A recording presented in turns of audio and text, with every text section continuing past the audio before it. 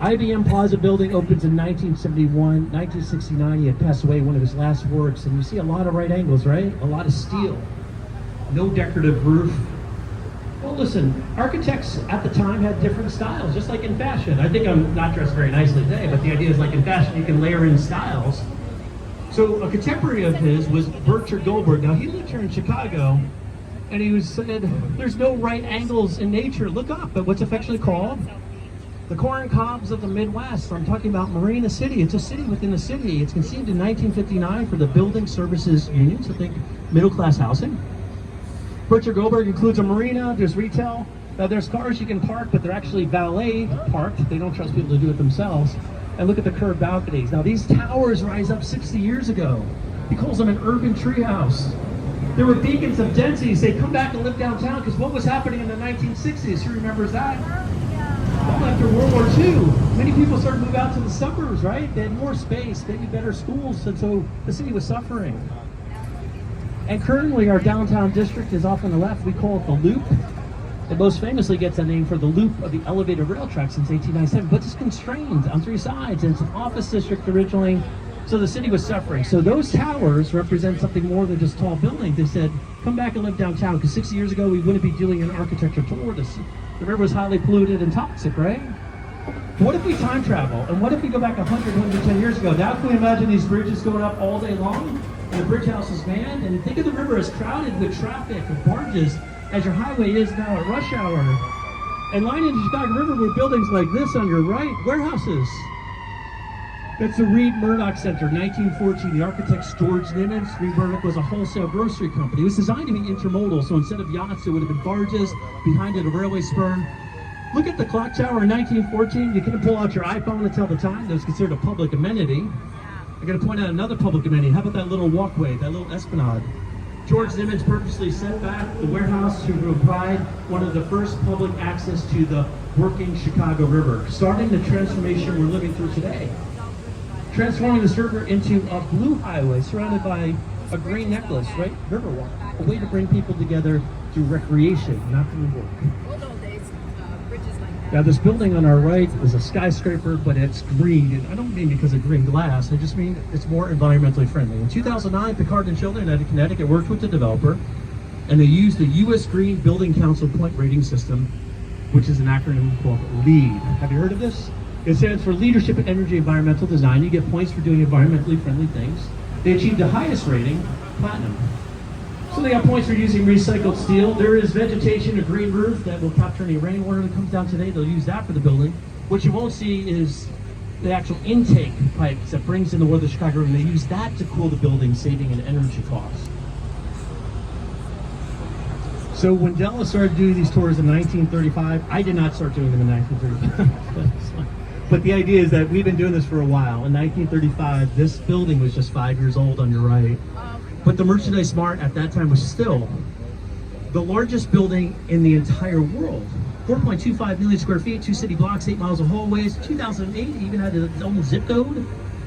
The program of the building was to consolidate the warehouses of the famous retailer base here, Marshall Field and Company. The architects, Graham Anderson, Probst and White, and that style was modern. Today we call it Art Deco. You've seen it before. It's streamlined, decorative motifs, and decorative crown. It's exuberant. You know, architecture styles also represent the times they're conceived. What do we call the 1920s? You ever hear the Roaring 20s, the Jazz Age? It's a time of prosperity. It's a time of mass immigration, not just come from other countries, but people move from the farms to the cities, and that's what the architectural language represents.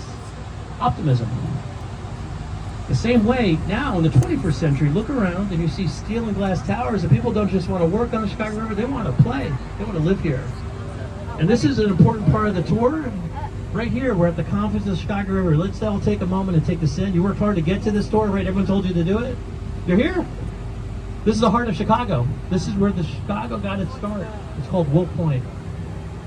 Go back to 1833. I want you to imagine this as a slow-moving prairie river. This is a marsh.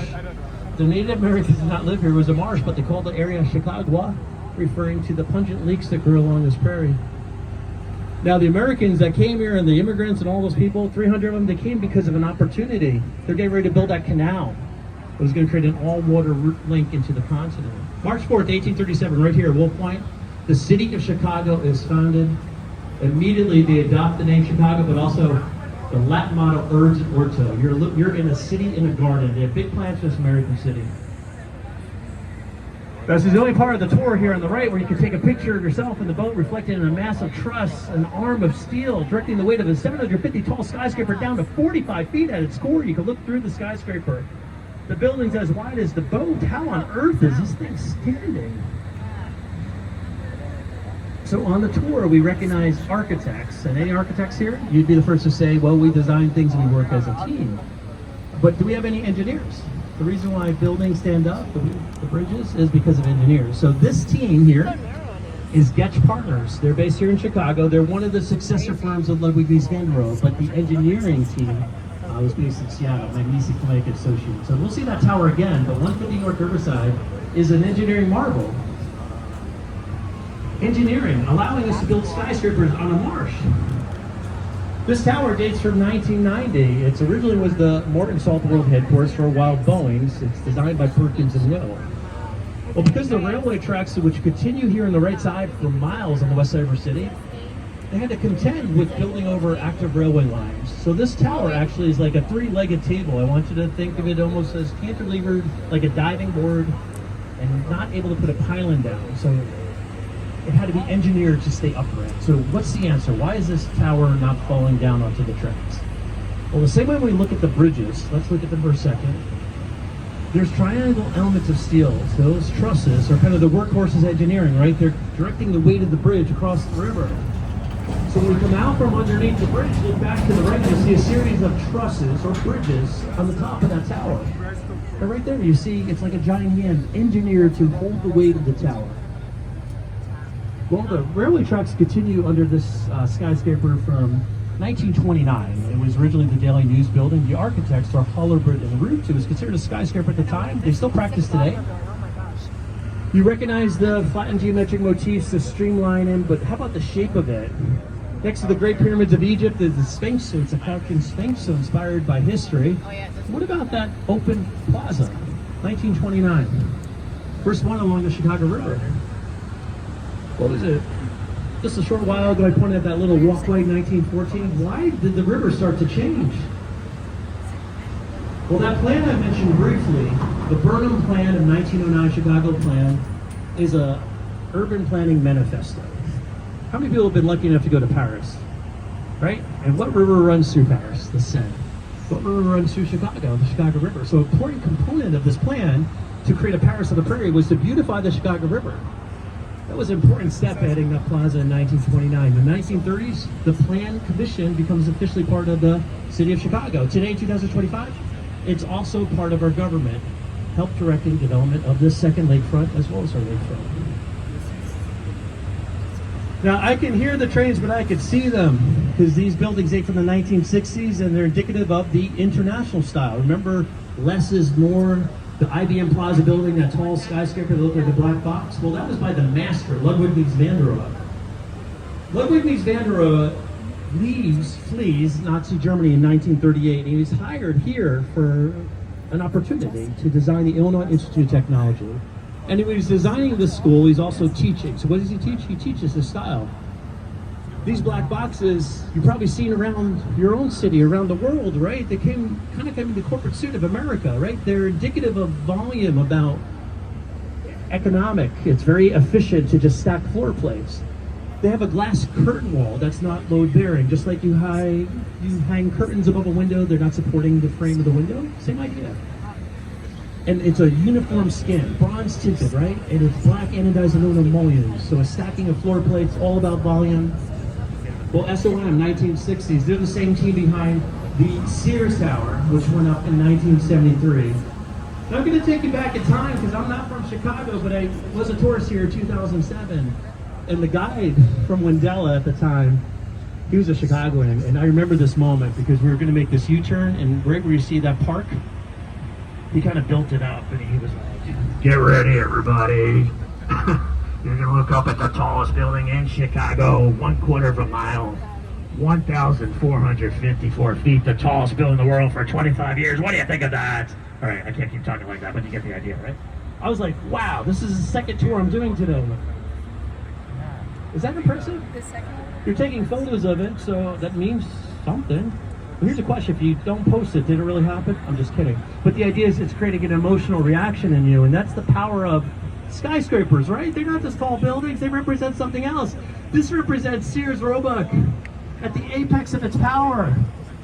Sears Roebuck, starting as a watch company, moving here in 1893, competing with the world's first Cadillac company, Montgomery Ward, which had the genius idea to use the post office to deliver goods and services so you could sit at home. Sounds like Amazon? Or you get the idea. Dominating commerce. Sears, dominating retail, 350,000 employees, largest retail in the world. Based on the West Side, they take the head of SOM and they said, we want the world's tallest building. Why? Because we're the world's largest retailer. We want to be downtown. That represents something more than just a tall building. And that's why people are still calling it the Sears Tower, right? The name changes in 2009 to Willis Insurance Holding Company out of London because they want the naming rights. Sears have moved out to the suburbs. Let's go back to 1960s. And you got the lead architect, Bruce Graham, and he's from South America, and he comes to Chicago for an opportunity. I'm going to talk about another immigrant. His name is Dr. Foster Khan. He comes from Bangladesh, and he's sometimes called the Einstein of engineering. And Dr. Foster Khan is the engineer that comes with the idea of bundled tubular construction. The Sears Tower is actually 9 separate buildings bundled together, and as it gets taller, it gets skinnier, right? Because the winds, so it has to set back. It's ziggurat shaped.